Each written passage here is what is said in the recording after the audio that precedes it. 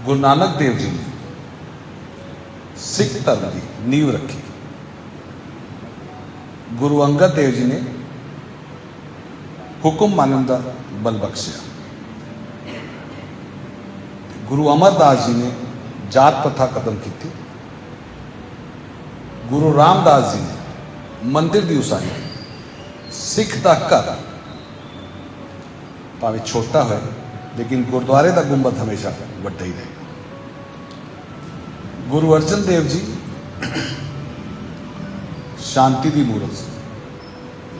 गुरु हरगोबिंद साहब जी क्रांति की मूर्त। गुरु अर्जन देव जी का जन्म 1563 होया सी ते 1579 उन्हों का विआह होया सी। विआह होने तो बाद काफ़ी टाइम तक उन्होंने घर संतान सुख नहीं सी। जदों गुरु से अर्जन देव जी जिहड़े उन्होंने पति भी सी, उन्होंने कोलों उन्होंने बेनती की कि भी तुसीं सारियां दा तुसीं कल्याण करते हो, अरदास करो कि साढ़े घर भी बाल गोपाल हो जाए। तो उन्होंने फिर क्या कि बाबा बुड्ढा जी को जाओ तो अरदास कराओ, उत्थे तुहाडी बेनती प्रवान हुई। माता गंगा साज सवाज सवर के रथ में बैठ के उन्होंने कोल गए, लेकिन उन्होंने अरदास नहीं की। फिर वो गुरु जी को आए, अर्जन देव जी ने बेनती की कि उन्होंने अरदास नहीं की। फिर उन्होंने क्या निमाने बन के जदों आप किसी को अरदास करवाते हैं, किसी को बेनती करते हैं तो सानू चुक के जाना चाहिए।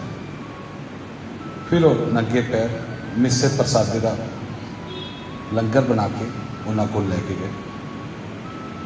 उस तो बाद उन्होंने बाबा बुड्ढा जी ने अरदास की तो प्याज में मुठ नाल तोड़ के क्या कि आप जी के घर वो संतान जन्म ली जो मुगलों के सिर पर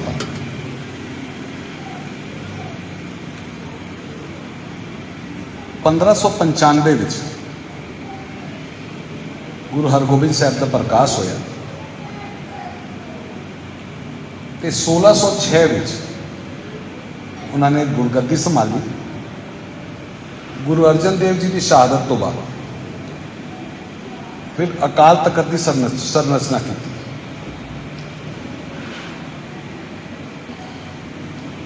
जिहदे विच ढाडी नथमल ते अब्दुल्ला जिहड़ी वार गांदे सी, 2 तलवारां बदियां, एक मीर दी एक पीर दी, एक अजमत दी एक राज दी, एक राखी करे वजीर दी, हिम्मत बाहा कोटगढ़ दरवाजा बलक बश दी, पग तेरी की जहांगीर दी। अकाल तख्त का तुसीं डिज़ाइन देखोगे, अगर तुसीं हरमंदर साहब बैठोगे तो तुहानूं अकाल तख्त नज़र नहीं आएगा, लेकिन जदों तुसीं अकाल तख्त में बैठोगे तो तुहानूं हरमंदर साहब नज़र पूरा आएगा। हरमंदर साहब का जिहड़ा गुंबद है वो सीधा कमल है, तो अकाल तख्त का जिहड़ा गुंबद है वो उल्टा कमल है। सीधा कमल मतलब शांति का प्रतीक होता है, तो उल्टा कमल शौर्य का प्रतीक होता है। जिन्हों भगती करनी है उन्होंने भगती नाल संबंध होना चाहिए, लेकिन जिन्हों राजपाट से सारा कुछ देखना है उसकी नज़र सारे साइड होनी चाहिए। इस करके अकाल तख्त उच्चा भी तो उसका डिज़ाइन उस तरह का बनया है। तो गुरु हरगोबिंद साहब ने ऐलान किया, मीरी पीरी की तलवार। मीरी पीरी क्यों क्या है? एक होता है संत, एक होता है सिपाही। संत अगर संत रहेगा तो वो ऊपर लोग राज करेंगे, तो अगर सिपाही सिपाही रहेगा तो वह क्रूर हो जाएगा। तो संत सिपाही इस करके मीरी पीरी दोनों नाल इकट्ठे रखे ने। उस तो बाद गुरु हरगोबिंद साहब ने ऐलान किया कि जो भी मेरे को आएगा, घोड़े शस्त्र सारा कुछ। क्लियर आवाज नहीं आ रही। अच्छा माइक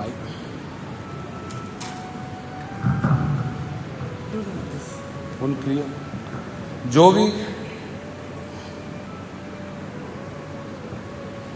भी मेरे को आएगा वो शस्त्र ते घोड़े वो लेके आए। फिर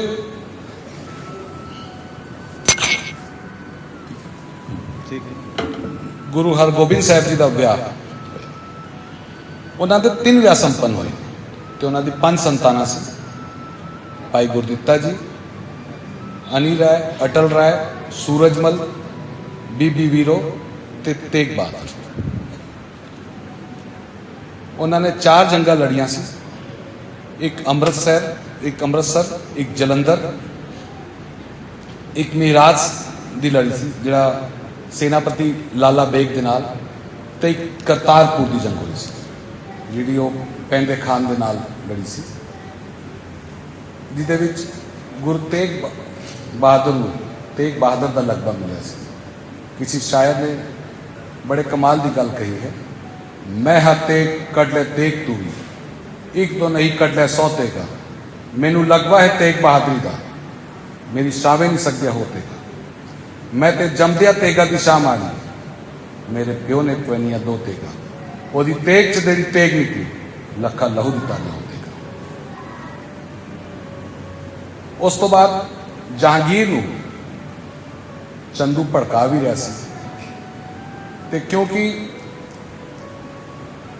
सिख फौज तैयार हो रही सी, इनसिक्योर होके जहांगीर इन्हों ग्वालियर के किले में कैद करता है। ग्वालियर के किले में पहले तो 52 पहाड़ी राजा वो कैद सी। जिहड़ा अकबर सी, अकबर दीने इलाही धर्म चलाना चाहता सी, वो सारे धर्मां का लगभग सम्मान करता सी, जो जहांगीर नहीं चाहता सी। ते जो राजा अकबर का सपोर्ट किया, अकबर नूं सपोर्ट किया, ते नाल खुसरो की भी मदद की सी। उन्हां सारियां नूं जहांगीर ने ग्वालियर के किले में कैद कराया सी। ते जदों गुरु जी गए उत्थे हरिदास नायक सी जिहड़ा दरवाजे पहरा दिंदा सी। उन्होंने गुरु हरगोबिंद साहब ने कहा कि लंगर प्रसादा अपने घरों लेके आए। उत्थे जिन्ने भी राजा सी उस जेल के बाद कहा जाता सी ग्वालियर के किले वाले कि उत्थे जो भी जाता सी वापस बच के नहीं आता सी।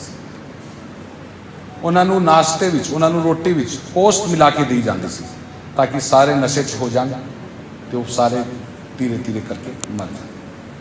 जदों गुरु हरगोबिंद साहब जी पहुंचे, उन्होंने सारिਆਂ ਨੂੰ शबद कीर्तन नाल जोड़िया। उस तो बाद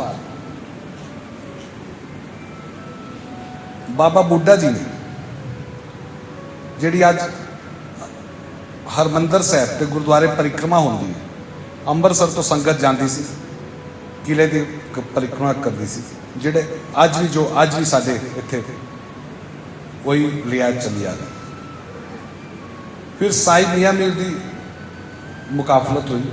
साई मियाँ मीर ने जहांगीर नूं, क्योंकि जहांगीर उन्होंने बहुत मनता सी, साई मियाँ मीर ने कहा कि गुरु जी नूं रिहा किया जाए। तो उन्होंने गल मनते हुए जहांगीर ने उन्होंने रिहा किया, लेकिन गुरु जी ने एक शर्त रखी कि मैं कल्ले नहीं जावांगा, मेरे नाल सारे राजा जाएंगे। जहांगीर उन्होंने गल मनते हुए उन्होंने कहा जो भी तुहाडे चोले नूं फड़ के निकलणगे उन्होंने रिहा किया जाएगा। तो फिर उन्होंने 50 कलियां वाला चोला सवाया, वो सारे राजा निकल गए, रिहा हो गए। जिहड़े रिहा हुए राजा से उन्होंने भी जी ताराचंद सी। ताराचंद जिहड़ा सी ਉਹ ਭੀਮ ਚੰਦ ਦਾ ਦਾਦਾ ਸੀ ਤੇ ਦੀਪ ਚੰਦ ਦਾ ਪਿਤਾ ਸੀ ਤੇ ਅਜਮੇਰ ਚੰਦ ਦਾ ਪਿਓ ਸੀ। ਭੀਮ ਚੰਦ ਉਹ ਹੈ ਜਿਹਦੇ ਨਾਲ ਗੁਰੂ ਗੋਬਿੰਦ ਸਿੰਘ ਜੀ ਦੀ ਪਹਿਲੀ ਪੰਗਾੜੀ ਦੀ ਯੁੱਧ ਹੋਈ ਸੀ, ਲੜਾਈ ਹੋਈ ਸੀ। ਉਹ ਸਿਰਫ ਔਰ ਸਿਰਫ ਇਸ ਕਰਕੇ ਹੋਈ ਸੀ ਜਦੋਂ ਗੁਰੂ ਗੋਬਿੰਦ ਸਿੰਘ ਜੀ ਨੇ ਇਹ ਕਿਹਾ ਕਿ ਤੁਸੀਂ ਸਾਡੇ ਨਾਲ ਮਿਲ ਕੇ ਮੁਗਲਾਂ ਦੇ ਖਿਲਾਫ ਲੜੋ, ਤੇ ਭੀਮ ਚੰਦ ਨੇ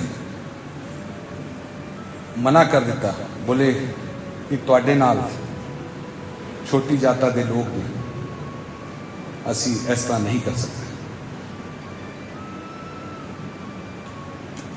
ਤਾਂ ਗੁਰੂ ਗੋਬਿੰਦ ਸਿੰਘ ਜੀ ਨੇ ਸ਼ਬਦ ਕਿਹਾ ਸੀ, इन्हीं की कृपा में सजे हम नहीं मोसे गरीब करोड़ों पड़े। मैं इन्हों नहीं छड़ सकता। फिर गुरु गोबिंद सिंह जी का तो एक प्रसादी हाथी को लैके भी युद्ध होया सी, ते पहली लड़ाई पौंटा साहब पंगाड़ी के युद्ध कही जाती है वो हुई सी।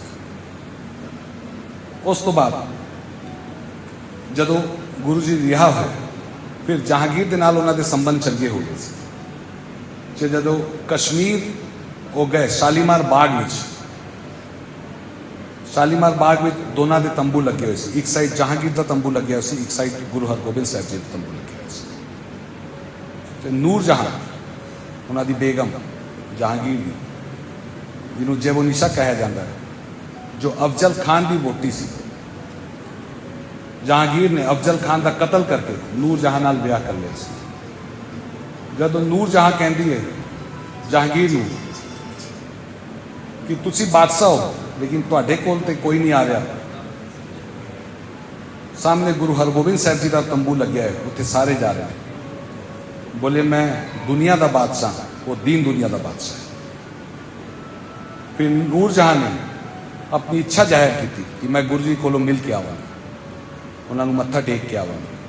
तो नूर जहां जदों गई उत्थे उन्होंने कोल, तो इस तरह कहा जाता, इतिहास ये कहता है कि जिहड़ा उन्हें श्रृंगार किया, जिहड़े उन्हें कपड़े पाए, 22 कनीज 22 नौकरानियां उस उन्होंने चोले नूं वो जिहड़ा पाया होया सी फड़ के गए। जदों गुरु जी नूं मत्था टेकिया, लगभग दोनों की उम्र बराबर ही सी, ते गुरु हरगोबिंद साहब जी ने उसके बाद कहा, ऐसा साथ श्रृंगार कर पुत्री पाए खुदाया।